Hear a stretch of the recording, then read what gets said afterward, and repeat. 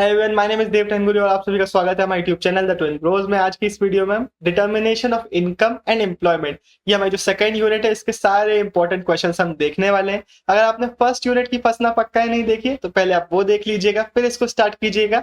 और अब बिना टाइम वेस्ट किए इसको वीडियो को हम सीधा स्टार्ट करते हैं। लेकिन एक दो बहुत इंपॉर्टेंट बातें मुझे आपको बताना है। पहली बात, हमने एक्सप्लेनेशन इस चैप्टर का नहीं डाला है, इस यूनिट का नहीं डाला है, इसलिए हम यहाँ पे थोड़ा कोशिश करेंगे कि मैं थोड़ा आपको वन शॉट टाइप का एक्सप्लेन करता चलूं चीजें। बहुत सारी चीजें मैं आपको बता रहा हूँ, इस वीडियो को आपको स्किप इसलिए नहीं करना है। दूसरी बात, क्योंकि हम इस तरीके की वीडियो बनाने वाले हैं तो जितने भी क्वेश्चन है आपको डिस्क्रिप्शन में भी देखने को मिल जाएंगे। तो अगर आप सिर्फ क्वेश्चंस देखना चाहते हैं, एक्सप्लेनेशन नहीं सुनना चाहते हैं, तो क्वेश्चन आपको मिल जाएंगे। और तीसरी बात, यहाँ पे हमें कोई डिस्टिंक्शन देखने को नहीं मिलेगा कि कौन सा क्वेश्चन 2 मार्क में आएगा, 3 मार्क में आएगा, 5 मार्क में आएगा। रीजन सिंपल सा है, इकोनॉमिक्स में हमारे यही क्वेश्चन 2, 3, 5 किसी में भी आ सकता है। For example, define aggregate demand, ये आपको 2 मार्क 3 मार्क में भी पूछा जा सकता है, या फिर पूरा क्वेश्चन एक साथ आ जाए, पूरी डिटेल्स पूछी जाएंगी तो 5 मार्क्स में भी आ सकता है। इसलिए यहाँ पे कोई डिस्टिंक्शन नहीं है, हम सीधे इस क्वेश्चन को देख लेते हैं। एडी हमें एक्सप्लेन करना है और स्टेट इट्स कंपोनेंट्स, तो इस पूरे क्वेश्चन को हम देखते हैं। सबसे पहले हम लिखेंगे एडी की definition. AD is the sum total of expenditure that the people plan to incur on the purchase of goods and services produce in the economy. तो जितनी भी गुड्स एंड सर्विसेज बन रही है उनके ऊपर जो एक्सपेंडिचर का प्लान है उसको हम एडी बोलते हैं। यहाँ पे एक्चुअल एक्सपेंडिचर नहीं है, बल्कि that the expenditure that the people are planning to incur. ये हमारी सिंपल सी डेफिनेशन आपको याद रखना है। अकाउंटिंग ईयर में इसको हम कैलकुलेट करते हैं तो एक फ्लो कॉन्सेप्ट है। इसके बाद हम इसके सीधे सीधे कंपोनेंट्स देख लेते हैं। कंपोनेंट्स यहाँ पे मैंने ब्लैंक छोड़े हैं क्योंकि यहाँ पे अलग अलग हो सकता है। अगर आपसे सिर्फ पूछा जाए कि टू सेक्टर क्लोज्ड इकोनॉमी में आपको इसके कंपोनेंट्स बताने हैं, तो यहाँ पे हमारे पास एडी के 2 ही कंपोनेंट्स रहेंगे। एक है हमारे जो कंजम्पशन हो रहा है हमारे हाउस होल्ड्स की तरफ से, और दूसरा जो इन्वेस्टमेंट हो रहा है हमारे प्रोड्यूसर्स की तरफ से। तो 2 ही सेक्टर्स थे, इन दोनों का ये हम ऐड कर देंगे, ये हमारा पूरा एग्रीगेट डिमांड हो जाएगा। लेकिन यहाँ पे हम एक और सेक्टर ऐड कर दें, अगर क्लोज्ड इकोनॉमी में 3 सेक्टर होंगे तो यहाँ पे थर्ड सेक्टर हमारा गवर्नमेंट भी आ जाएगा। अब गवर्नमेंट अपना कंजम्पशन एक्सपेंडिचर भी करती है। फॉर एग्जाम्पल, अपने लोगों के लिए फूड खरीद रही है तो वो हमारा कंजम्पशन एक्सपेंडिचर हो गया। अगर अपना डेवलपमेंट के लिए एक्सपेंडिचर कर रही है, फॉर एग्जांपल रोड बना रही है या फिर कोई बिल्डिंग बना रही है, तो ये इसका इन्वेस्टमेंट एक्सपेंडिचर हो गया। तो गवर्नमेंट दोनों के दोनों ही करती है, इसको भी हम पूरा ऐड करेंगे। अब हम यहाँ पे बात करते हैं भाई कि हमें कंपोनेंट्स बताने हमारी एक ओपन इकोनॉमी के लिए। तो ओपन इकोनॉमी में हमारे रेस्ट ऑफ द वर्ल्ड की जो एक्टिविटीज है उनको भी हमें इंक्लूड करना पड़ेगा। तो वहां पे हम क्या करेंगे, 2 चीजें हो सकती है। एक चीज हो सकती है, अगर हम इंडिया का एग्जांपल लें तो हम एक्सपोर्ट कर रहे हैं, दूसरी हो सकती है हम इंपोर्ट कर रहे हैं।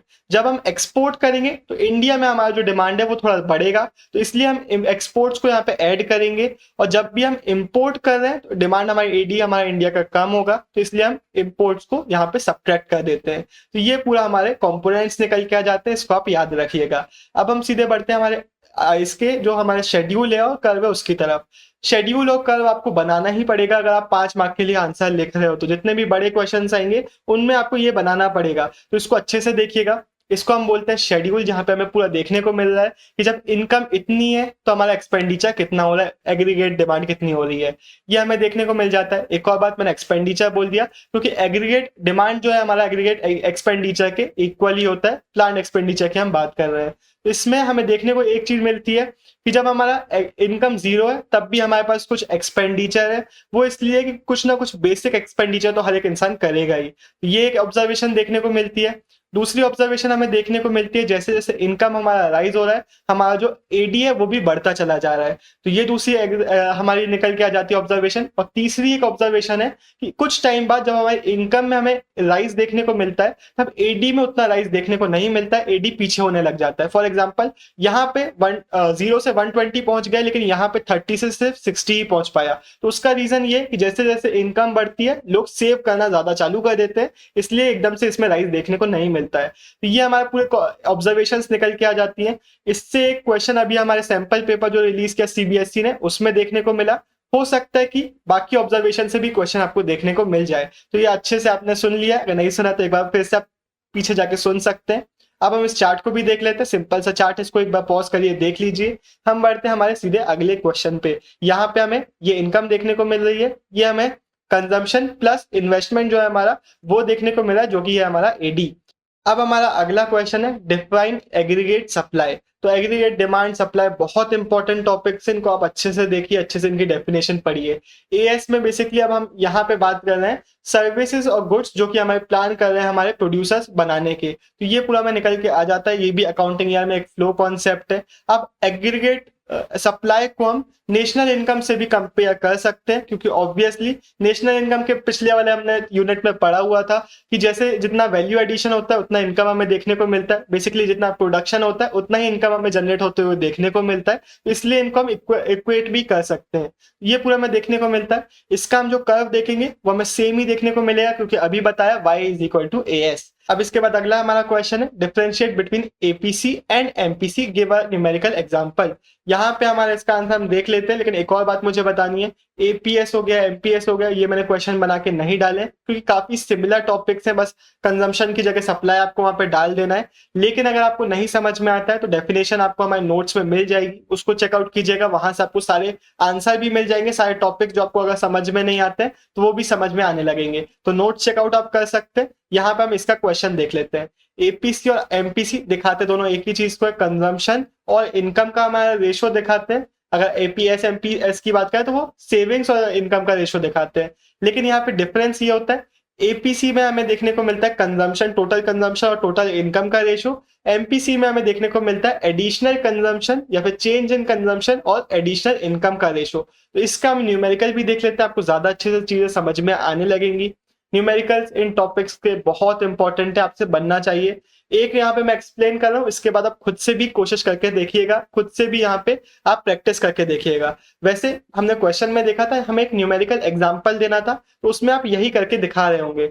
वहां पे आप लिख भी देंगे कि हमारा पहले हमारा जो कंजम्पशन था वो इतना था, वो फिर राइज हुआ, तो कैसे हमें चेंज देखने को मिला हमारे एमपीसी में। एपीसी में पहले हम एपीसी स्टार्ट कर लेते हैं। हमारा जो लेटेस्ट वाला कंजम्पशन है वो है 150 और यहाँ सॉरी इनकम है 150 और कंजम्पशन है 100, तो सिंपल हमें रेशो निकालना है 100 बाय 150, इसका आंसर हमने लिख दिया। लेकिन एमपीसी में हमें क्या देखने को मिलेगा, मार्जिनल प्रोपेंसिटी टू कंज्यूम, हमें देखने को मिलेगा कि जो चेंज आया है उसका हम रेशो यहाँ पे निकालेंगे। चेंज क्या आया है, पहले था 100 अब हुआ 150, तो इसका डिफरेंस हमें देखने को मिलता है 50, जो कि हमने नीचे लिखा है।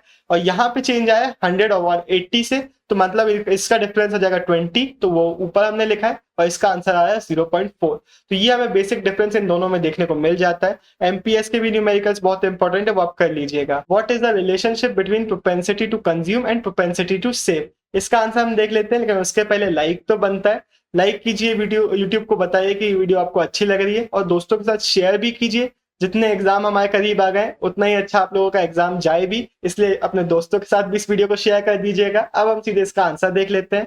रिलेशन बहुत सिंपल सा है, एपीसी प्लस एपीएस और एमपीसी प्लस एमपीएस हमेशा हमारा आएगा 1।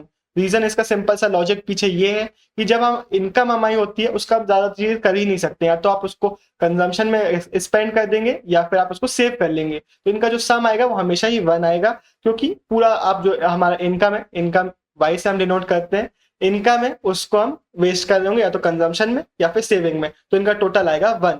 Right a short note on equilibrium output, equilibrium GDP या फिर इक्विलिब्रियम इनकम, तीनों ही हमारे कुछ भी इनमें से एक टाइम आ सकता है, क्योंकि ऑब्वियसली आउटपुट जितना है उतना ही इनकम जनरेट होगी, उतना हमारा जीडीपी होगा, तो इसलिए ये टर्म इंटरचेंजेबली यूज किए जा सकते हैं। हम इसका एक आंसर देख लेते हैं। आंसर हमारे नोट्स के फॉर्मेट में मैंने नोट्स से निकाल के डाला है। यहाँ पे नोट्स में हम सीधा आपको जितने भी टॉपिक से सारे के सारे हमने कवर किए हैं, तो अगर आपको कभी भी किसी टॉपिक में कंफ्यूजन हो तो नोट्स को आप चेकआउट कर सकते हैं, डिस्कॉर्ड और टेलीग्राम में फ्री ऑफ कॉस्ट आपको देखने को मिल जाएंगे। तो हमारा इक्विलिब्रियम कब स्ट्राइक होगा, जब हमारा जो एग्रीगेट सप्लाई है और एग्रीगेट डिमांड है वो इक्वल रहेंगे। इसकी सिंपल से हमारी definition refers to the level of output where aggregate supply is exactly equal to the aggregate demand in the economy.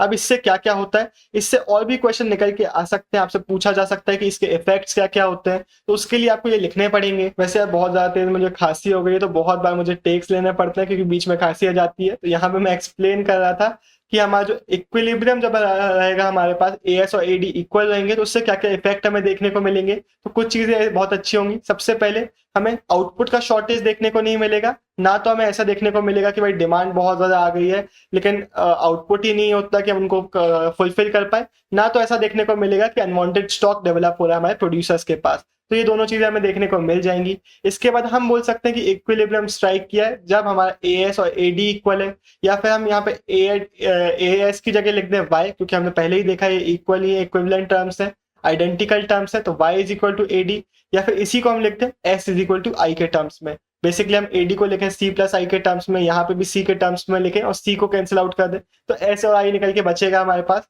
तो इन तीनों को आप अच्छे से याद रखिएगा, ये बहुत इंपॉर्टेंट है, इनसे भी क्वेश्चंस आ सकते हैं, तो आपको पता होना चाहिए। लास्ट में हमारे पास एक छोटा सा नोट दिया हुआ है एक्स एंटे सेविंग के ऊपर। एक्स एंटे सेविंग तो बहुत ज्यादा इंपॉर्टेंट नहीं है, लेकिन एक्स एंटे एक इंपॉर्टेंट टर्म है, ताकि फिर वो किसी भी वर्ड के साथ है आपसे बन जाए। तो दोनों की मैं डेफिनेशन आपको दे देता हूँ। एक्स एंटे से बेसिकली हमारा मतलब है जब भी हम बात करें डिजायर्ड सेविंग या फिर डिजायर्ड कंजम्पशन के बारे में। एक्स पोस्ट से हमारा मतलब है जब भी हम एक्चुअल की बात कर रहे हैं। तो ये छोटा सा हमारा डिफरेंस हमें देखने को मिल जाता है। जनरली इस चैप्टर में हम डिजायर्ड की बात कर रहे होंगे, इसलिए एक्स एंटे बहुत इंपॉर्टेंट है।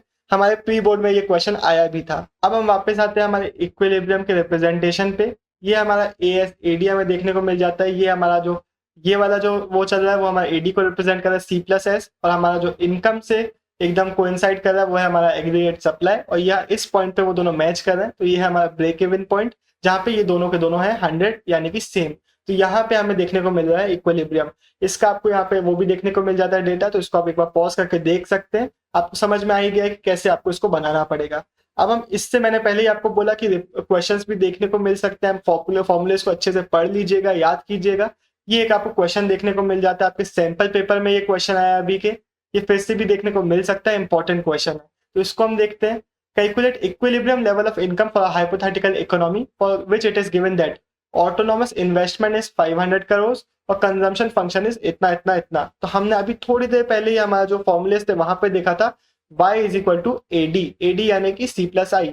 तो हमें c भी दिया हुआ है, i भी दिया हुआ है, तो सिंपली इसको हम फॉर्मूले पे पुट कर देंगे। y इज इक्वल टू इतना इतना इतना, 100 और 500 प्लस हो जाएगा, ये उस साइड जाके सब्ट्रैक्ट होगा, हमारा सिंपल बहुत आंसर निकल के आ जाएगा। अगर आपको फॉर्मूला याद है, इन जितने भी इकोनॉमिक्स के चैप्टर हैं, जितने भी हमारे न्यूमेरिकल्स है, बहुत ईजी है, लेकिन अगर आपको फॉर्मूला नहीं बनता, सीधे सीधे जितने भी मार्क्स आपके चले जाएंगे। Explain the concept of income multiplier या फिर आउटपुट मल्टीप्लायर, सारे टर्म्स में डाल देता हूँ ताकि कोई सा भी टर्म है आपसे बन जाए, आपको कंफ्यूजन ना हो। गिवन न्यूमेरिकल एग्जाम्पल, सभी में न्यूमेरिकल एग्जाम्पल बहुत इंपॉर्टेंट है, जहाँ पे डायग्राम बन सकता है, ग्राफ बन सकता है, वो बहुत इंपॉर्टेंट है, उनको अच्छे से देखिएगा। इन्वेस्टमेंट मल्टीप्लायर या फिर आउटपुट मल्टीप्लायर का मतलब होता है कितने टाइम्स चेंज हमें देखने को मिल रहा है। जब हमारी इन्वेस्टमेंट बढ़ती है तो कितने टाइम्स हमारी इनकम जो है वो बढ़ती है। तो ये हम इसको रिप्रेजेंट करते हैं k is equal to change in by divided by change in I. अब इसका हमें न्यूमेरिकल रिप्रेजेंटेशन भी देखने को मिल जाता है। If investment increases by 15 crore as a consequence income increases by 60 crore. इसको हम यहाँ पे फॉर्मूले में फिट कर देते हैं, change in y upon change in I, तो वो हमारा आंसर आता है 4। इस तरीके से आपको एक न्यूमेरिकल रिप्रेजेंटेशन भी देखने को मिल सकता है। आपको हो सकता है क्वेश्चन निकल के आ जाए, एक न्यूमेरिकल आपको पूछ लिया जाए कि ये दिया हुआ है, बाकी दो इनमें से ये दिया हुआ है, इसको आपको निकालना है, फिर कोई और दो दिए हुए तीसरा आपको निकालना है। तो फॉर्मूले बहुत अच्छे से याद कीजिएगा, और इस वीडियो के बाद छोटा सा काम आप कीजिएगा कि आप प्रैक्टिस करना इन सारे न्यूमेरिकल्स की, एक एक एटलीस्ट प्रैक्टिस करना, दो दो प्रैक्टिस करना, ताकि वहां पे आपको कंफ्यूजन ना हो। सिर्फ सुन के जाओगे तो कई बार कंफ्यूजन हो जाता है। तो एक ऐसा ही क्वेश्चन है, हमें सिंपली वैल्यूज दे दी गई हैं 50 करोड़ और दूसरा दिया हुआ 10 करोड़। सिंपल हमने पुट कर दिया वैल्यूज को और आंसर निकल आया। अगला हमारा क्वेश्चन है multiplier and MPC MPS relation. तो मल्टीप्लायर में और हमारा एमपीसी एमपीएस में सिंपल सा रिलेशन होता है कि जो एमपीएस है वो इनवर्सली प्रोपोर्शनल है, यानी कि एमपीएस बढ़ेगा तो ये कम होगा मल्टीप्लायर, और एमपीएस कम होगा तो हमारा जो मल्टीप्लायर है वो बढ़ेगा। लेकिन एमपीसी के साथ ऐसा नहीं है, जब हमारा एमपीसी बढ़ेगा तब हमारा मल्टीप्लायर भी बढ़ेगा। ये दोनों फॉर्मुलेस को भी आप एक बार अच्छे से पढ़ लीजिए, याद कर लीजिए, क्वेश्चन देखने को मिल सकता है। If value of MPC is 0.5, the value of के इज मल्टीप्लायर इज, तो आपको फॉर्मूले में फिट करके आंसर निकालना पड़ेगा। तो फॉर्मुलेस बहुत सिंपल है लेकिन प्रैक्टिस मांगते हैं। एक और हमारे इससे न्यूमेरिकल है, calculate change in income for hypothetical economy given that MPC इतना है और हमारा जो चेंज इन इन्वेस्टमेंट है वो इतना है। तो सबसे पहले तो भाई हमें पता है एमपीसी वाला हम फॉर्मूला लगाएंगे, उसमें हमें दो चीजें पता ही है पहले से। एक है हमारा ऊपर 1 आता है, नीचे हमारा एमपीसी आता है, इससे हम सिंपली हमारा जो के है वो निकाल लेंगे। तो इसका आंसर हमारा आया 5 टाइम्स 1/0.2 आया, 5 इसका आंसर हमारा निकल के आ गया। अब हमारे पास दूसरे वाले के लिए जो फॉर्मूला है चेंज इन इन्वेस्टमेंट के लिए फॉर्मूला है, उसको हम फिट करेंगे K is equal to change in Y divided by change in I. I हमें पता है, के हमें पता है, वाई हम निकाल लेंगे। दोनों ही चीजें हमसे बहुत इजीली बन जाएगी, फॉर्मूला फिट करने की बस देरी है।